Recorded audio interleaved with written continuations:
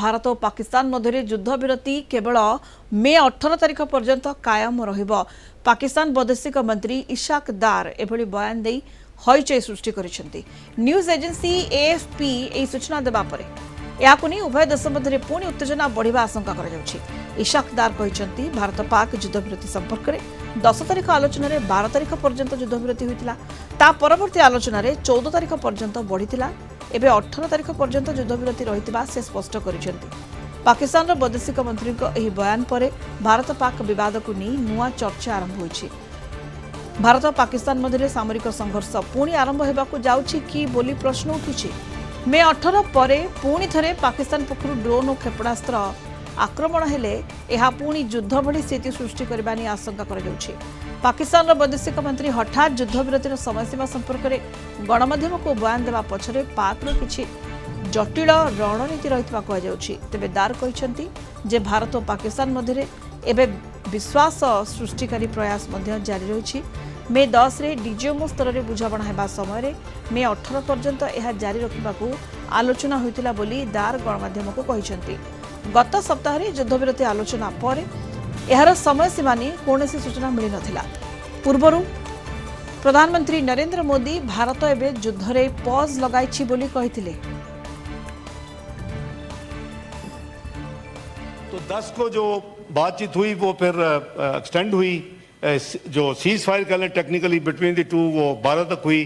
12 को फिर बात हुई, फिर 14 थी, आज फिर हुई, अब 18 तक है। तो ऑब्वियसली अब वो चीज़ें ultimately it will go to the dialogue.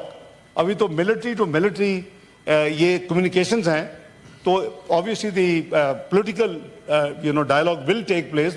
हल तो सारा मसाइल वहां होंगे। तो भारत ने भी उस पर विचार किया और मैं फिर दोहरा रहा हूं, हमने पाकिस्तान के आतंकी और सैन्य ठिकानों पर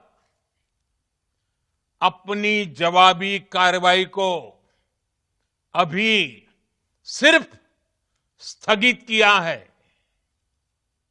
आने अधिक आलोचना करबा प्रतिरक्षा विशेषज्ञ कर्नल ललाटेन्दु महापात्र फोन लाइन रे वर्तमान जोड़ी होइछथि। कर्नल महापात्र आपण को आलोचना को स्वागत करबा को चाहिबी। 18 तारिख पर्यंत युद्ध विरति रहितिबा नि जो बड़ बयान रहउछि पाक विदेश मंत्री आको केमिति देखा जाई पारे। युद्ध विरति केवल 18 पर्यंत कायम रहिबो ना ता परे भी जारी रहिबो। उभय देश भितरे पुणी उत्तेजना बढ़िबा नि आशंका करा जाई पारे कि कर्नल महापात्र। नमस्कार मैडम। ये कालीर ये वक्तव्य आसिया पूर्व काली संध्या 5 रे डीजीएमओ पाकिस्तान आउ डीजीएमओ इंडियन मिलिट्री रो जे लेफ्टिनेंट जनरल घाई तांको भितरे कथा वार्ता हेई सारिछि एवं से माने परस्पर को आश्योर करछंती। आमे डिमांड करिछु जे कोनोसी भी गोटे भी बुलेट कौन जगह फायर हम नहीं। तेणु ए प्रकार कंडीशन को तांकर डीजीएमआई एक्सेप्ट करिसंती। तेणु मु भाबुची ये पीरियड भितरे कौन सी प्रकार कौन सी एक्टिविटी से माने करिवे नहीं।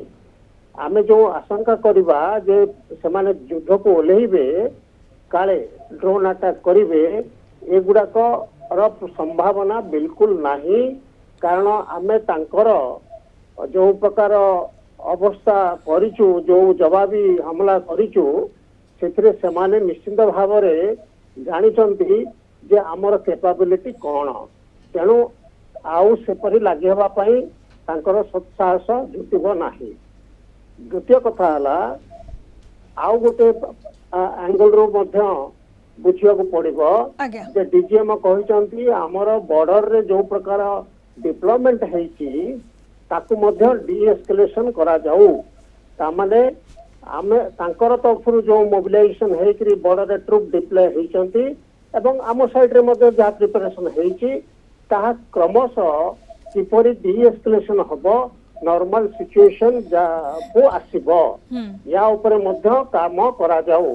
ये विषय मध्य दी जन डीजीएम मध्य कथबार्ता है ଏବଂ ୟା ଉପରେ ସେମାନେ ନିଶ୍ଚିତ ଭାବରେ କିଛି କରିକିରି ପଦକ୍ଷେପ ନେବେ। ତୃତୀୟ ପଏଣ୍ଟ ହେଲା ଯେ ଆମ ଦେଶରେ ଅନେକ ସ୍ଲିପର ସେଲ୍ ସେମାନେ ଆଗରୁ ପଠେଇକି ରଖିଛନ୍ତି।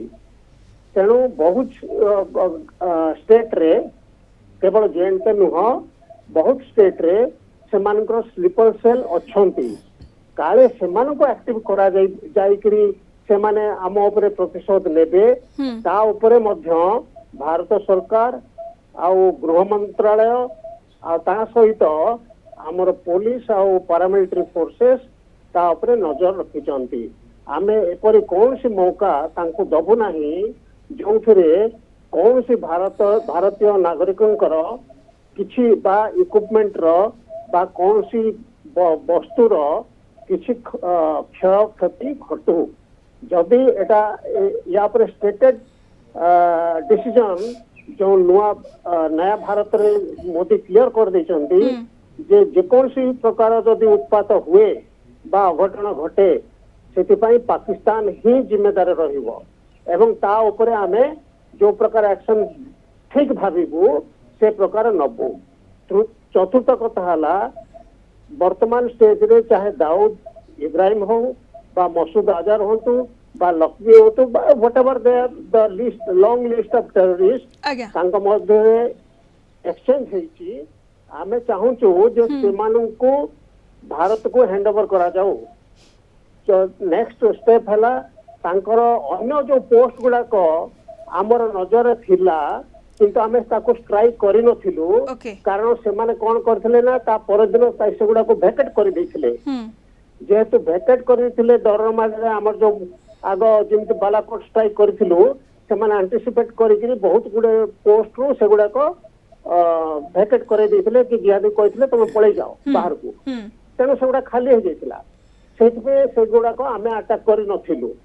କିନ୍ତୁ ଆମେ ଚାହୁଁ ବା ଆମର ଡିଜିଏମଓ ତାଙ୍କ ଡିଜିଏମକୁ ପକ୍ଷ ରଖିଛନ୍ତି ନିଶ୍ଚିନ୍ତ ଭାବରେ ରଖିଥିବେ ଯେ ଏଇ ଯୋଉ ପୋଷ୍ଟ ଗୁଡାକରେ ତମର ଆଗ ଟ୍ରେନିଂ ଦଉଥିଲ ବା ଯୋଉ ନିହାତି ଯେମିତି ଆପଣ କର୍ଣ୍ଣେଲ ମହାପାତ୍ର କହିଲେ ଯେ ଭାରତ ତାର ଆଭିମୁଖ୍ୟ ସମ୍ପୂର୍ଣ୍ଣ ଭାବରେ ସ୍ପଷ୍ଟ ପାକିସ୍ତାନ ସାମ୍ନାରେ କରିସାରିଛି।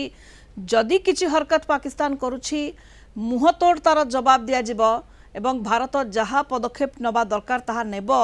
ତେणु ये स्थिति आउ बिगिड़बार एते आशंका करा जाउ नाही एवं पाकिस्तान पक्षरु मध्ये सेभली हरकत आशंका करा जाउ नाही कारण भारत को सामना करिवार सत्साहस आउ पाकिस्तान पाखरे नाही। धन्यवाद आपनकु आम सहित आलोचना करुथले कर्नल ललाटेन्दु महापात्र प्रतिरक्षा विशेषज्ञ फोन लाइन रे जोड़ी होइतिले।